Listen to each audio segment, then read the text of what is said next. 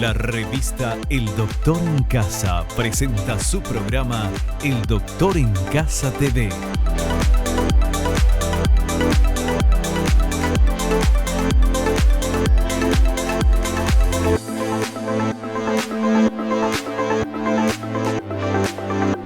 El Doctor en Casa TV.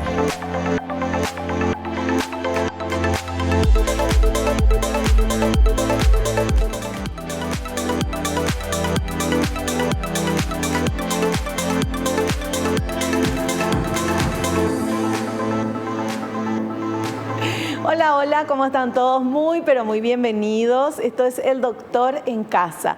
Hoy vamos a hablar de un tema súper importante, interesante. Vamos a hablar de la enfermedad celíaca y sobre todo, digo muy interesante porque un tiempo a esta parte es como que todo el mundo es celíaco. Yo le encuentro a la gente y, ay, sí, porque yo no puedo, esto no puedo, lo otro. ¿Y será que antes también había tanta cantidad de gente así y no se sabía, no se conocía? ¿O uno puede equivocarse y pensar que es celíaco y no serlo? ¿Cómo se detecta la enfermedad? ¿Cómo un médico puede saber esta persona tiene problemas, tiene esta enfermedad celíaca? De eso vamos a hablar hoy. Y obviamente de lo que es la enfermedad, cómo se trata, si se puede evitar tenerla. Todo eso le vamos a preguntar a nuestro invitado, el doctor José María Massi. Él es gastroenterólogo y endoscopista. Pero tenemos esta placa que habla, ya para introducirnos en el tema, de justamente esto. La enfermedad celíaca es una afección del sistema inmunitario desencadenada por el consumo de gluten, que puede causar problemas digestivos a largo plazo e impedir la obtención de nutrientes necesarios. Puede presentarse a cualquier edad de la vida, con una expresión clínica muy variada, aunque también puede ser asintomática. La demora diagnóstica es frecuente. Se estima que por cada paciente diagnosticado existirían 5 a 10 pacientes sin diagnosticar. Es mucho. El tratamiento consiste en eliminar de por vida el gluten de la dieta, por lo que es fundamental un diagnóstico adecuado. Y este es el tema que queremos hablar, creo que es apasionante. Seguro que vos le conocés a alguien que es celíaco o alguien que dice me hace mal el gluten o yo no puedo consumir harina o yo no puedo consumir... Bueno, por eso digo que es muy importante conocer realmente todo esto. Le damos ya y le saludamos a nuestro invitado, doctor José María Massi. ¿Cómo está, doctor? Bienvenido. Muchas gracias, Vivi, por la invitación. Y bueno, un gusto hablar de esta enfermedad que la verdad tiene muchos años de diagnosticada a nivel mundial y siempre existió la enfermedad. Mira, la primera descripción a nivel mundial fue en el año 1888 por un filósofo que muchas veces en esa época pensaban en patología, pero el boom de la enfermedad viene después de la Segunda Guerra Mundial, sí, donde un holandés llamado Dick empieza a investigar la patología, pues había muchas diarreas y en Holanda había un déficit de alimentación post Segunda Guerra, consumían mucho gluten, una epidemia, y fue la primera realmente gran diagnóstico de esta patología que hay en todos los países del mundo. Probablemente en Europa, en el norte de Europa es más frecuente, pero en todos los países del mundo existe la patología. En Paraguay también. Lo que creo que hay que ser muy serio, y en la descripción de la primera lámina que estabas leyendo, el diagnóstico adecuado. Porque hay un problema con esta patología, que muchos son mal diagnosticados. Y el mal diagnóstico, ¿qué te lleva? Es una patología costosa, sí, porque cada alimento vos tenés que calcular de lo que sale un alimento normal 4 a 6 veces más caro. Sí. En Paraguay y en el mundo más o menos es así, hasta que uno aprende a manejarlo y sabe cocinar, pero es mucho más costosa, claro, lamentablemente. Y una cosa es ser celíaco, otra cosa es ser intolerante o una alteración a la sensibilidad al gluten, y otra cosa es la alergia al gluten. Son 3 cosas totalmente distintas, y el diagnóstico está en poder hacerlo bien y no hacer falsos diagnósticos simplemente con un simple análisis. Probablemente la enfermedad va mucho más allá de esto Los celíacos que yo veo hoy en día, donde yo me formé, veía otro tipo de celíaco. Está cambiando un poco la forma de presentarse y hoy probablemente vemos mucho más los asintomáticos que los que tienen síntomas. Entonces los médicos tienen que estar un poco entrenados en pensar en esta enfermedad. Perfecto. Bueno, todo esto vamos a hablar bien a profundidad a la vuelta del corte.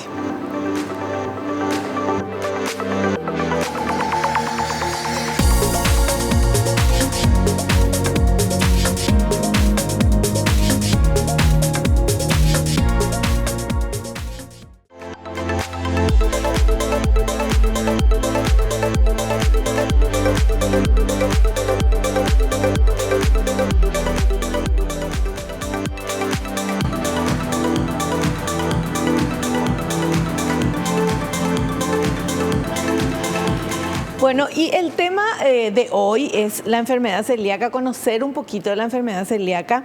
Y en el corte estamos hablando con el doctor y uno de los más famosos que dijo que contó que tenía esta enfermedad es Djokovic.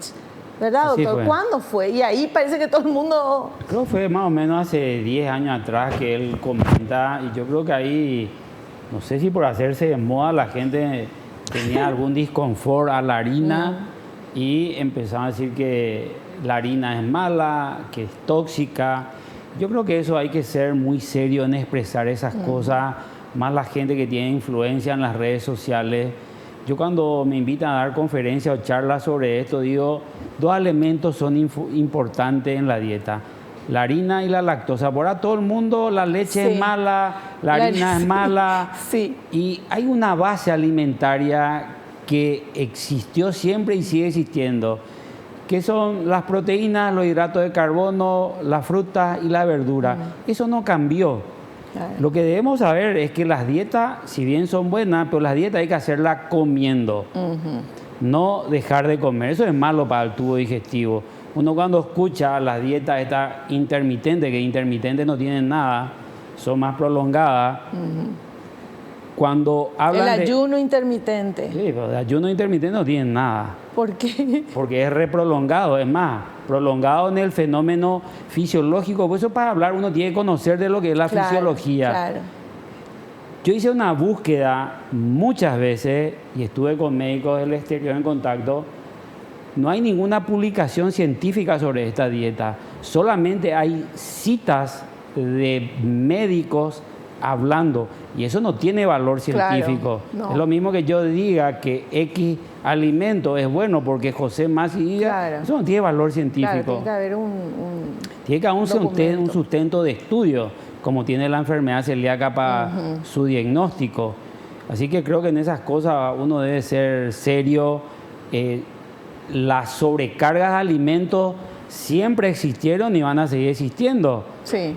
Si uno consume mucho hidrato de carbono, el intestino tiene una capacidad para absorber eso.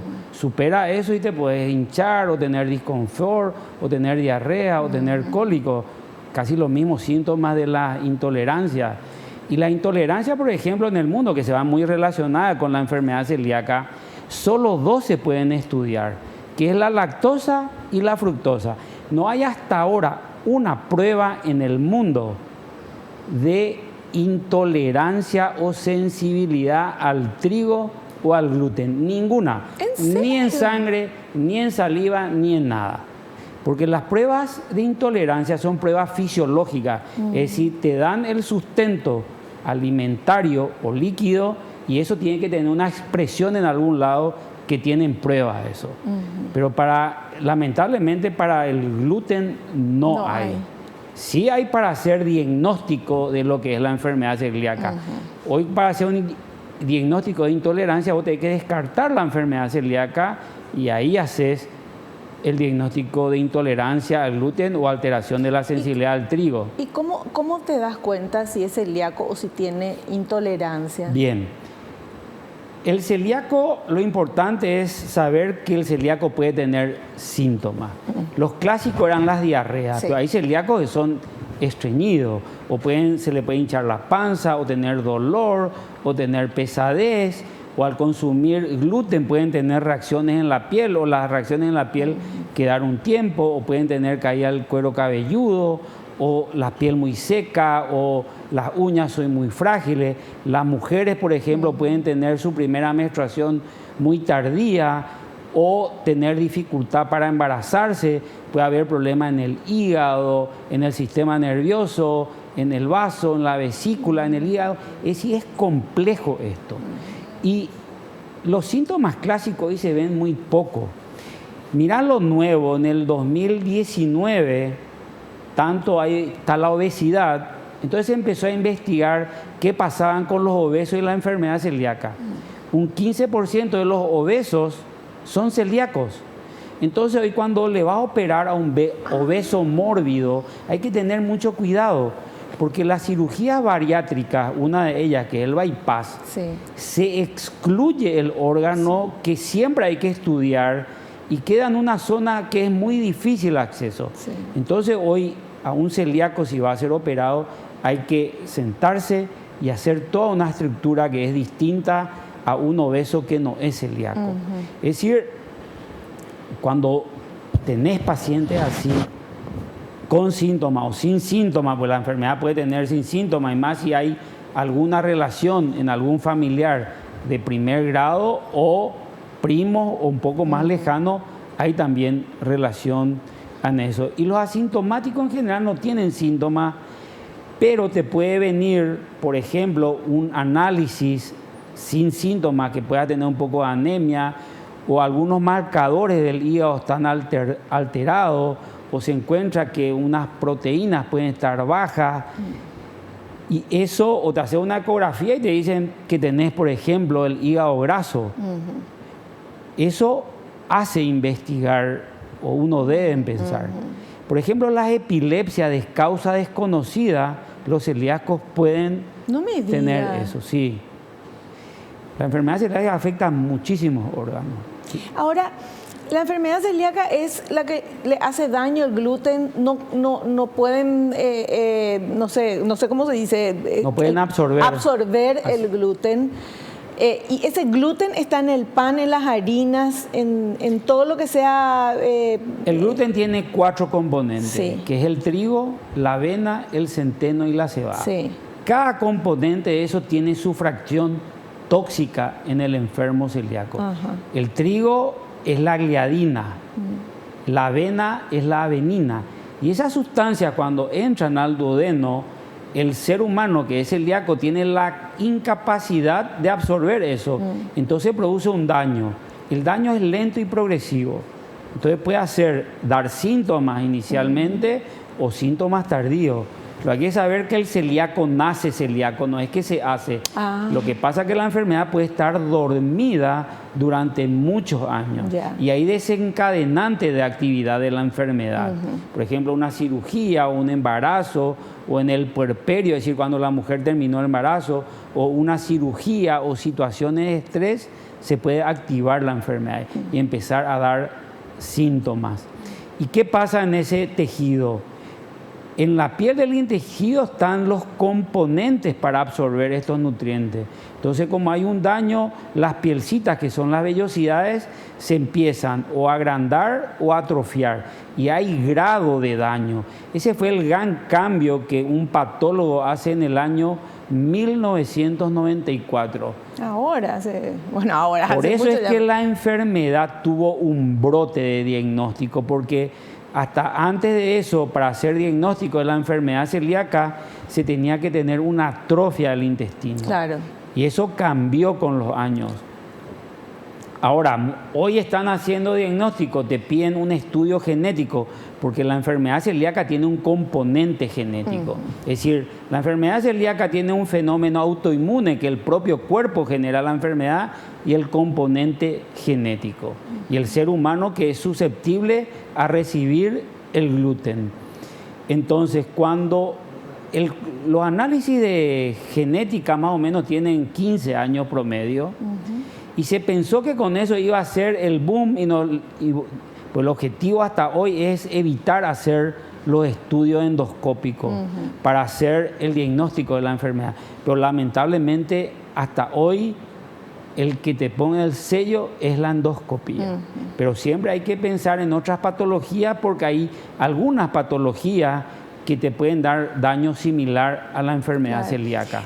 Lo de la endoscopía es porque justamente al hacer la endoscopía, el médico, en este caso vos, podés ver cómo se encuentra el intestino y esa parte donde si está dañado o no.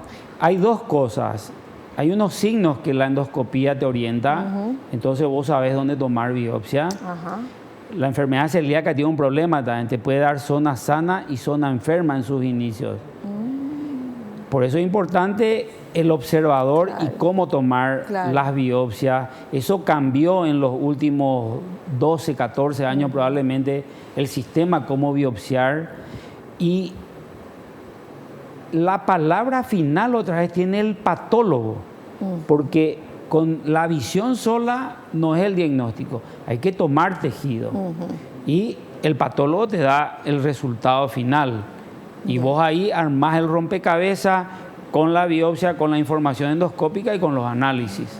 ¿Hay alguna manera en que uno puede, el estilo de vida, qué alimentarse, tratar de evitar ser celíaco o que se manifieste la enfermedad si la tuviera? Mira, tu pregunta es muy buena.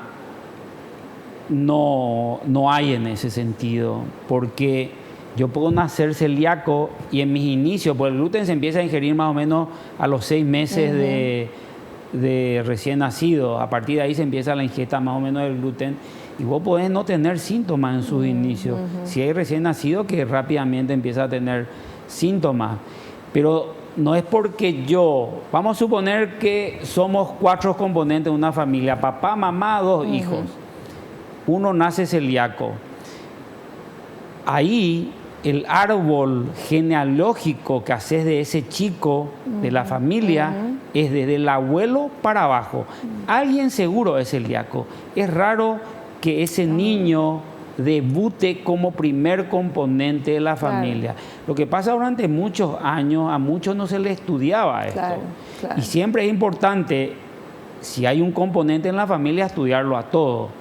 Inicialmente con análisis, si hay o no síntomas y hacer estudios endoscópicos. Pero el trabajo que se está haciendo en el mundo es poder llegar a evitar la endoscopía.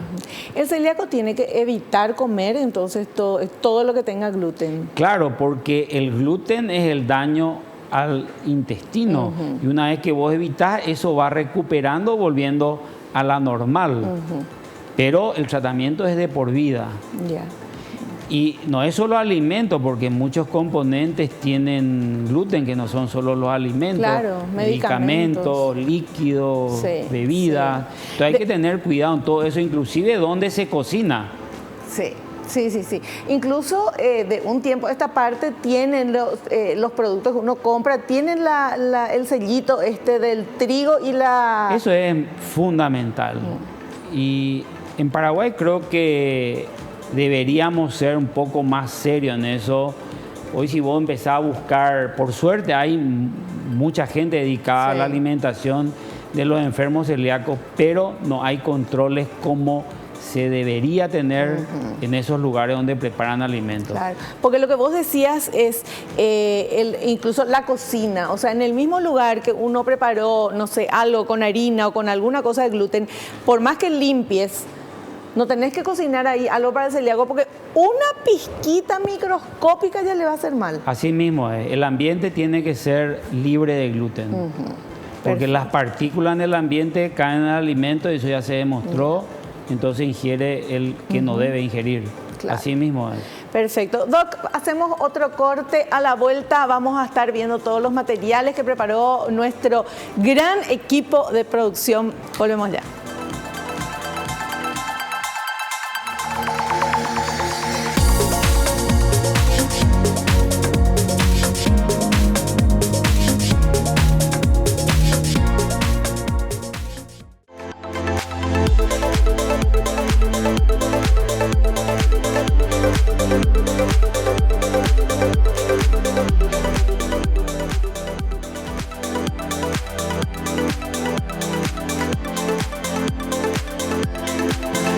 Estamos hablando con nuestro invitado, el doctor José María Masi, gastroenterólogo, endoscopista, sobre todo lo que tenemos que saber de la enfermedad celíaca. Y tenemos este material que vamos a compartir con todos ustedes y el doctor nos va a explicar enseguida. Adelante. Formas clínicas de la enfermedad celíaca. Clásica. Se caracteriza por la aparición de síntomas graves de mala absorción, estudio serológico positivo y atrofia grave de las vellosidades intestinales. Sin tratamiento, puede evolucionar a crisis celíaca. No clásica. Puede cursar con síntomas intestinales y/o extraintestinales. Silente. Es asintomática a pesar de presentar lesiones histológicas características, incluso atrofia de vellosidades. Latente. Se caracteriza por la existencia de una mucosa duodenoyeyunal normal en individuos que consumen gluten, con o sin síntomas. Suelen tener familiares de primer grado con enfermedad celíaca.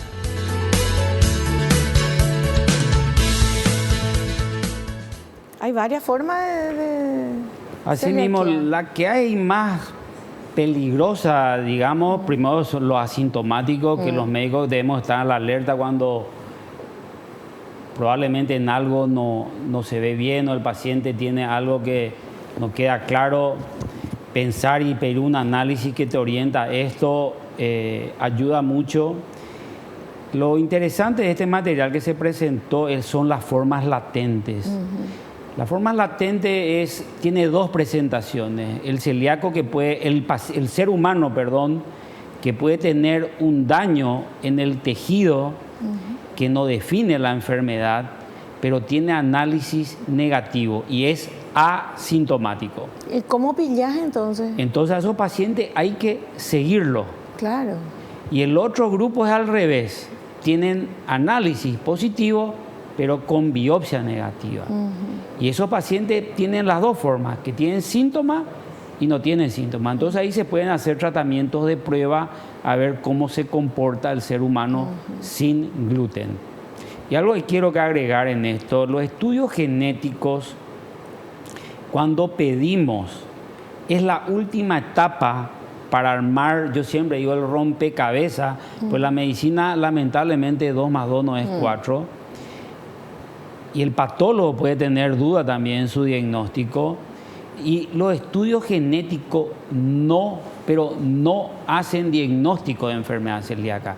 Hoy uno recibe enfermos que dicen, soy celíaco, tengo este análisis genético que me dio positivo, y eso no es diagnóstico de enfermedad. ¿Y por qué si le sale que es? Porque ese estudio genético se llama HLA, DQ2 y DQ8, vos, yo o cualquiera de los seres humanos podemos tener, sino en los celíacos se vio que un porcentaje elevado tienen pero hay poblaciones de seres humanos normal que tienen ese anticuerpo. Entonces, y no es celíaco. Y no es celíaco. Ya. Entonces, en ese sentido hay que tener cuidado. Entonces, si vos tenés un estudio genético, lo que tenés que hacer es estudiarte. Claro. Porque le condenás a ese ser humano que puede tener estudio genético positivo de por vida una dieta que a lo mejor no necesita hacerla.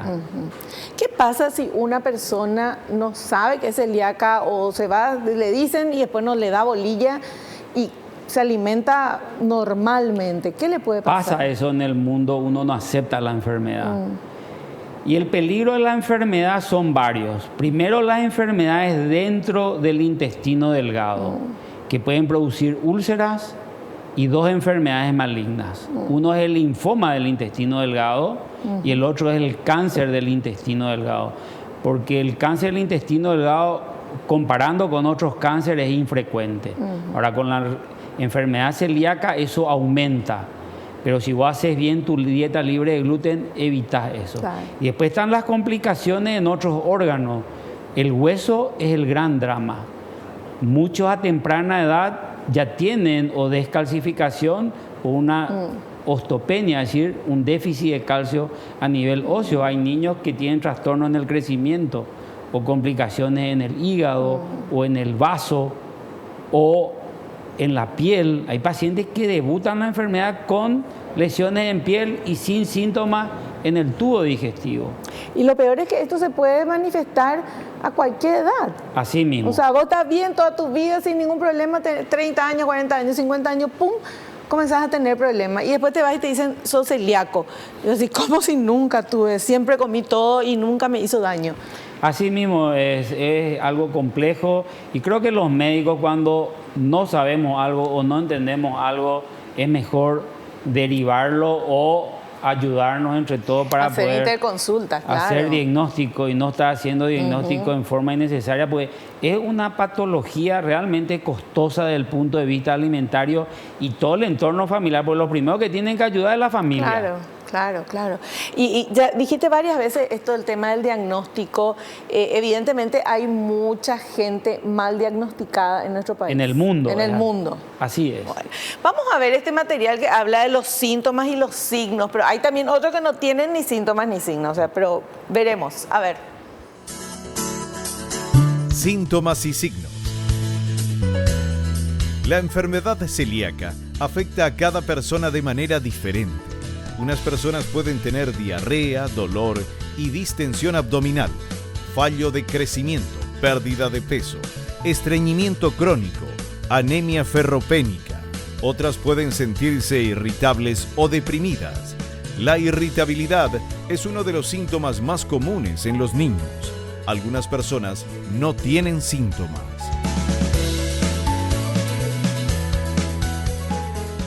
Súper amplio el abanico. Y ahí es lo que lo tienen síntomas, es la familia. Muchas veces cuando aparece uno estudiarla todo, y ahí claro, hay un drama, pues muchos no quieren ni estudiarse. Claro, porque no tiene síntomas y no quieren saber nada, pero... hay un 10%, cuando vos tenés un celíaco, 10% hay que alguien pueda tener. Bueno, tenemos y eso aumenta en los mellizos o en los gemelos. Claro, claro, claro. Bueno, tenemos este otro material que habla de los grupos de riesgo, que tiene mucho que ver con lo que está diciendo el doctor. A ver.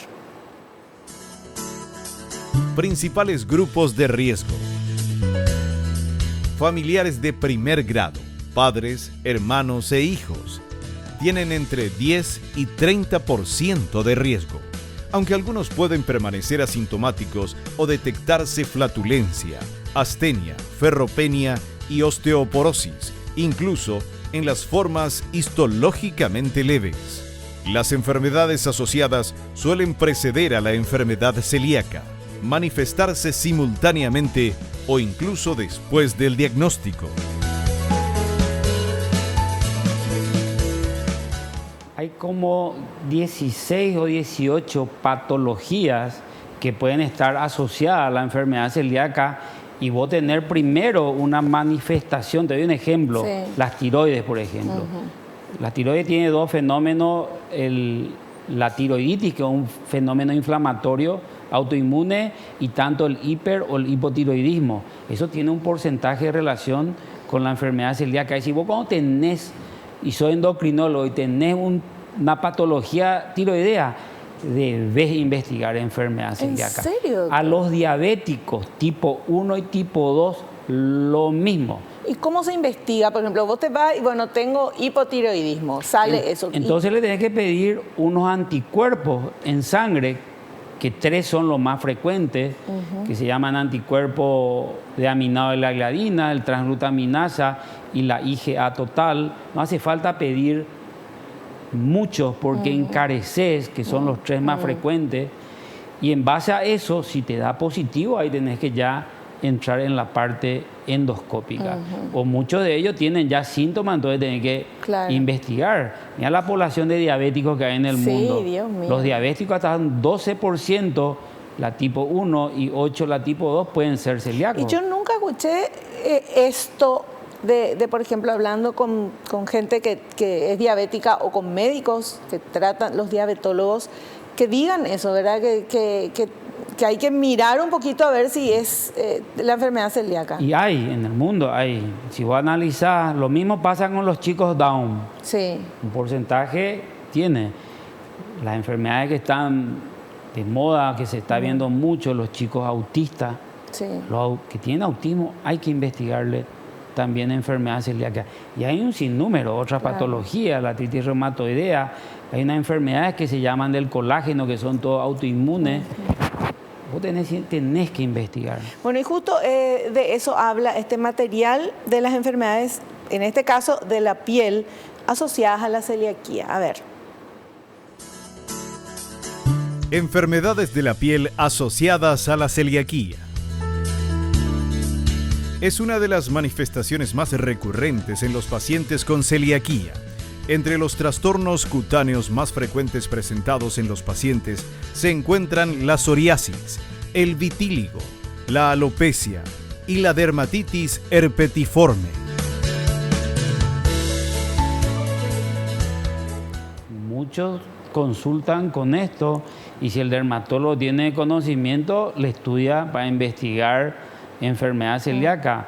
Y la alopecia esa es interesante, pues no es que te quedas calvo, en algunos segmentos del cuero cabelludo vos tenés pérdida del crecimiento de cabello. Alopecia areata se llama eso. Y las lesiones en piel también se ven. Y eso es muchas veces sin síntomas del tubo digestivo y son celíacos. Y vos empezás a hacer la dieta libre de gluten y eso empieza a cambiar todo. Mira, hoy vos le diagnosticás un celíaco y la recuperación con la dieta libre de gluten, que ese intestino vuelva a la normalidad, lleva de 2 a 5 años. Dios mío, pensé que era rápido. No, 2 a 5 años ya promedio. Y esos deben ir controlándose anualmente con unos parámetros laboratoriales y estudios que están todo bien delimitados hoy en día, cómo seguirle a los celíacos. Pero los síntomas seguramente desaparecen mucho más rápido. ¿Verdad? Y los análisis en sangre sí rápidamente empiezan a mejorar. Entre los 6 meses y 1 año el celíaco que empieza a responder rápidamente, el laboratorio mejora. Hay un grupo de celíacos que es refractario a la dieta libre de gluten. ¿Y cómo es eso? Y es un problema eso a veces. Y ahí vos tenés que empezar a investigar si hay complicaciones en todo el resto del intestino delgado.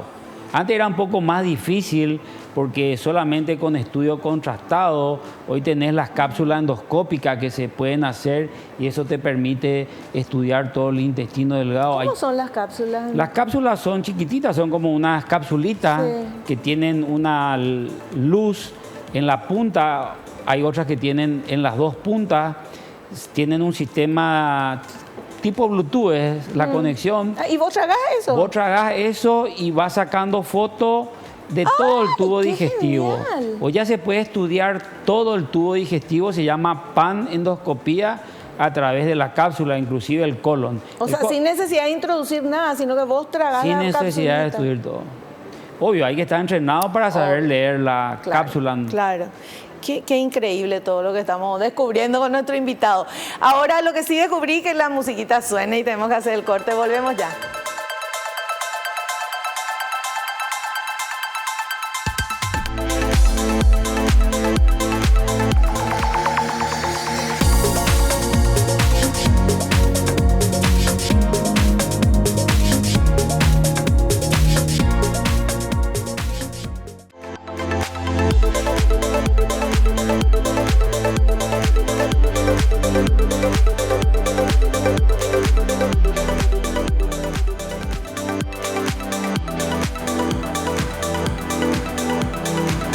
Seguimos charlando con el doctor José María Masi sobre este tema de la celiaquía y estamos aprendiendo, pero es bastante complicado porque de repente parece que es y no es, o no es y es, bueno, es complicada la historia. Puedes tener unas cuantas enfermedades que pensás que son síntomas de otra cosa y qué lío me estoy armando. Bueno, mejor nomás que hable el doctor. Vamos con este siguiente material, por favor. Enfermedades hepáticas, endocrinas y del metabolismo asociadas a la celiaquía. Las enfermedades que afectan al hígado ocurren en los celíacos porque poseen un aumento de las enzimas hepáticas en la sangre.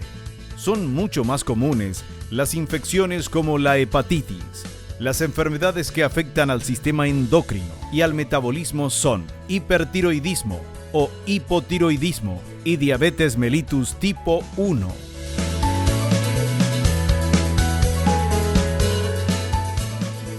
Y sí, esto se ve, no es nada nuevo, siempre existió y va a seguir existiendo. Lo que hay que hacer es investigar. A Paraguay le falta saber un poco cuál es la realidad nuestra, de cuál es la prevalencia de esto, ¿no? Lamentablemente es costoso eso. Sí. Y en un país pobre, con mucha pobreza. Y tuvimos ya varios intentos de poder hacer, pero no es fácil, porque tenés que tener mucha gente comprometida y gente que quiera dar su tiempo y su ayuda sin costo para poder desarrollar esto. Vos estás ayudando mucho, doctora Fupacel. La verdad que esta es una patología que a mí aprendí mucho, donde me formé y me gusta. Fupacel, cuando me invitaron a colaborar con ellos, me gustó mucho.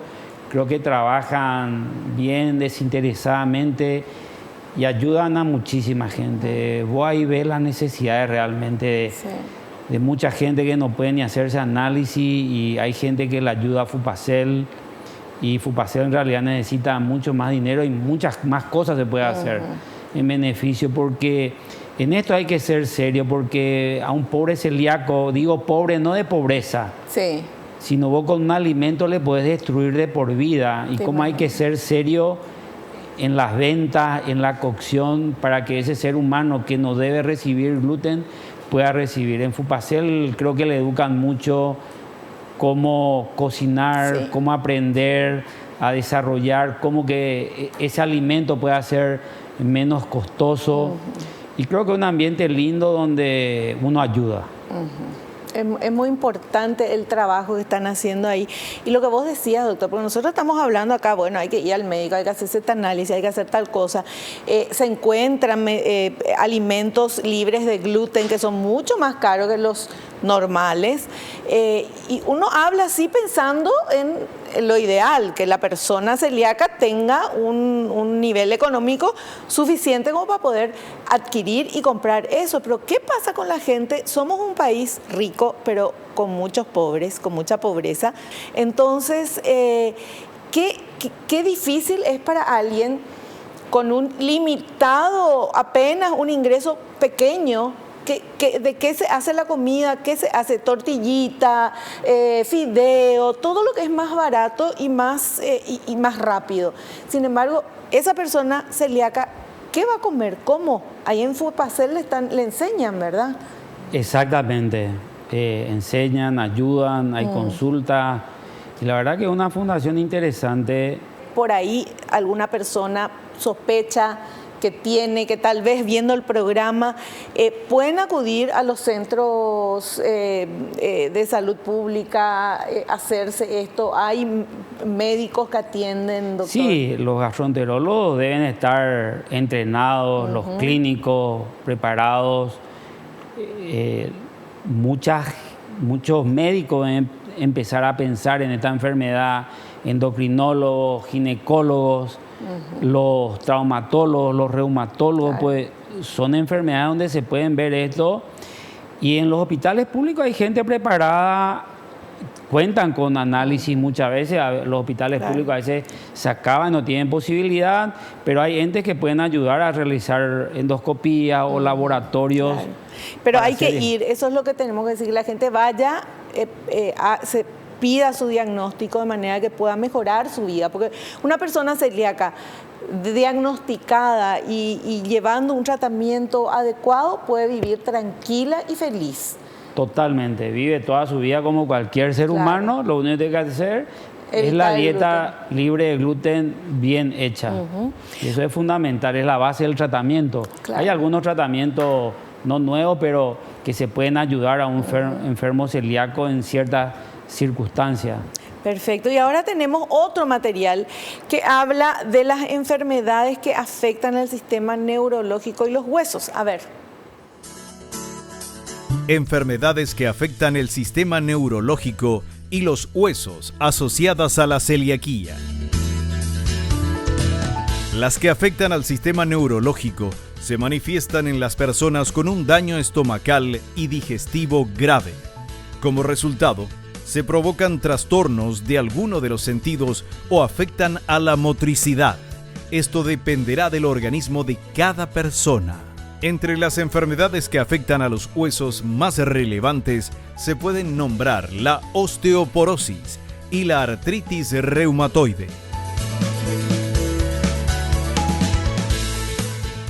Cuando tenés pacientes con trastornos óseos, yo creo que uno debe, y relativamente joven, tenés que pensar en esta patología y pedirle un análisis para investigar enfermedad celíaca. Le está ayudando a ese ser humano, no es listo, te dedicas a otro tipo y le dejas de lado estas enfermedades.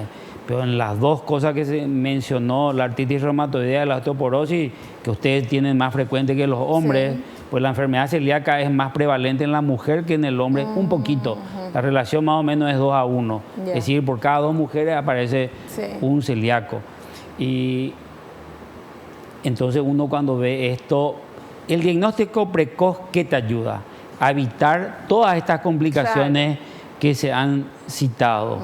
Porque al vos recuperar tu intestino, tenés buena absorción, entonces no perdés calcio, no perdés hierro, no perdés vitamina, el sistema nervioso no se altera. Y cierto es lo que mostró en los chicos, en los recién nacidos, su expresión de dolencia o molestia es la irritabilidad. Los adultos más bien son o tienen dolor de cabeza o son depresivos relacionados al sistema nervioso, o pueden tener una complicación ya tardía relacionada a la parte ósea. Y los argeles malhumorados, eso a lo mejor también, doctor. Y sí, de todo hay. Mandamos ya que se haga porque no puede ser. Yo insisto en que el mal genio es una enfermedad. Y sí. Tiene que tener algún... Obvio que el sistema nervioso repercute en todos los órganos. Hay algunas de ellas que pueden ser patología y otros son manifestaciones propias del sistema nervioso cuando estamos irritables o depresivos o algún tipo de daño. Pero es importante eso de que si los niños están muy irritables, evidentemente algo tienen, ¿verdad? Así algo le está pasando. Sí. No es un capricho nada más. Ya tenemos que irnos al corte. Ay, bueno, volvemos ya enseguida.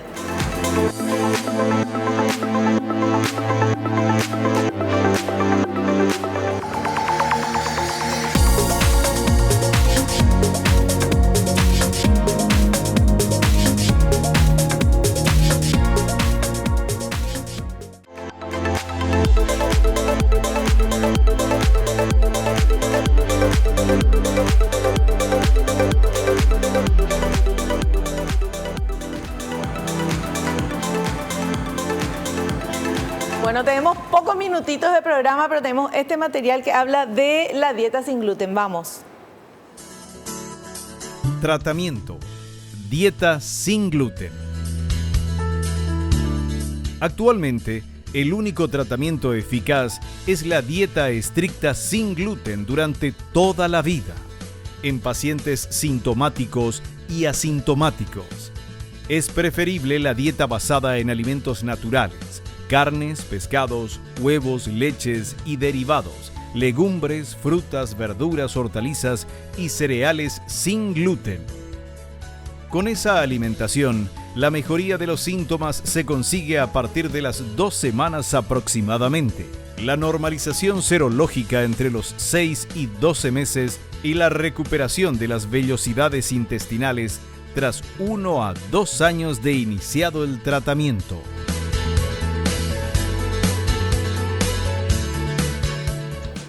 Cuando vos diagnosticás un celíaco y uno, pues el primer control se hace al año de laboratorio y una endoscopía lo ideal es hacerle el primer control a los 2 años. Pero si ese paciente persiste con daño, uno le debe tranquilizar al paciente y le tiene que decir, por más que esté haciendo bien su dieta, quédate tranquilo, esto lleva más, por eso dije 2 a 5 años, hay pacientes que llevan eso. Y muchos pacientes que creen que están haciendo bien la dieta, inconscientemente se contaminan porque no saben. El celíaco, si come afuera y le dicen este alimento es libre de gluten, vos tenés que saber su ambiente. Y si el ambiente no es óptimo para el celíaco, se está contaminando seguro. Hoy hay algunas pruebas, porque hay pacientes que quieren saber si están haciendo bien su alimentación. Se hace en orina y en sangre, nosotros no tenemos eso todavía, no es costoso el laboratorio, ni en sangre ni en orina, pero te dice que vos te estás contaminando. Sí. Entonces el paciente debe ir ajustando su dieta. Después está el grupo que no responde a la dieta libre de gluten, ese es otro grupo de pacientes que es pequeño el porcentaje, pero la dieta libre de gluten es de por vida. Eso Doctor, pero una persona, por ejemplo, está haciendo su dieta libre de gluten porque es celíaco y porque está haciendo bien. Y de repente, no sé, hace años que está haciendo bien, tiene una contaminación porque, no sé, porque lo que comió no era, se confundió, lo que sea. ¿Eso se va todo al tacho, todo lo que hizo otra vez, se vuelve? No, ¿Cómo es? podés tener síntomas nada más ahí, que te puede llevar 12, las crisis celíacas se llaman eso, o te puede dar diarrea o dolores, 12 a 24 horas, un poco más. Te puede llegar a deshidratar si tenés muchos síntomas y requerir. Pues siempre hay que explicarle al paciente que el celíaco puede tener complicaciones. Por eso es importante la dieta libre de gluten. Y dentro del tratamiento hay un grupo que puede recibir en sus inicios corticoides. Hay corticoides de una gama relativamente nueva que no produce efectos tan importantes como los clásicos que usamos, pero eso es un grupo selecto y reducido que en su inicio puede utilizar. Después el tratamiento en sí es la dieta libre de gluten, salvo que tenga complicaciones, ahí ya es otro contexto, qué tipo de tratamiento van a recibir ese tipo de pacientes. Pero es fundamental hacer buenos diagnósticos y la dieta, educarle a ese ser humano en la dieta, porque es fundamental, es su tratamiento. Pero así en una familia que uno es celíaco, ya me imagino que ya todo el mundo tiene que dejar ya de consumir. O sea, ya en el ambiente, en la cocina ya no tiene más que haber. Y tenés que tener, o vas a hacer a todos igual, ayudando al familiar, o es un ambiente ya distinto donde tienen que estar los alimentos y los utensilios, todo aparte. Pero hasta la heladera tiene que ser diferente. Todo. Así mismo. Porque vos pones algo que no tiene harina ni gluten en una heladera y al lado hay se contamina. Algo. Así mismo. Es impresionante, eso no es. Y eso es educarle al... Claro. Bueno, tenemos preguntas, ¿verdad? Vamos a ver si nos alcanza el tiempo para alguna preguntita. ¿Qué puede pasar si una persona celíaca no es diagnosticada y sigue consumiendo gluten? Y bueno, ahí pueden pasar dos cosas. Debutar con complicaciones en el hueso, en el hígado, en el intestino delgado y llegar tarde a poder hacer algún tipo de tratamiento. Y ese paciente celíaco que consume gluten, en algún momento algo no bueno lamentablemente le va a pasar. ¿Esto es en el intestino delgado lo que es el problema? En el intestino delgado. El intestino delgado tiene 3 porciones. Sí. El duodeno, donde está donde se diagnostica realmente, pero la enfermedad se puede extender a todo lo largo del intestino delgado. Que son no sé cuántos metros. Y promedio mide 6 a 7 metros el intestino delgado. Es decir, la enfermedad es de proximal a distal, hasta la parte terminal. Y a veces se ve complicaciones en otros segmentos. Bueno, doctor, terminó nuestro programa. Quiero seguir hablando de esto. Está súper interesante todo y queremos agradecerte la presencia, la paciencia y también nos explicaste, doc. No, gracias a vos, a las órdenes cuando necesiten y te felicito porque educas a mucha gente con esto. Muchísimas gracias, muchas gracias. Te esperamos en un próximo programa. Nosotros, las felicitaciones extensivas a todo el equipo de producción, por supuesto. Nosotros nos despedimos también. Espero que te haya gustado, que hayas aprendido como le hicimos todos acá y no te olvides lo que te digo siempre porque es cierto, naciste para ser feliz, no te conformes con menos. Chao, chao.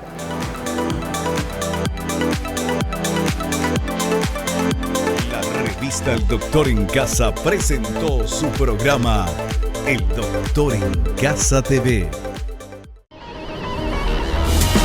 Fue una realización de Alcan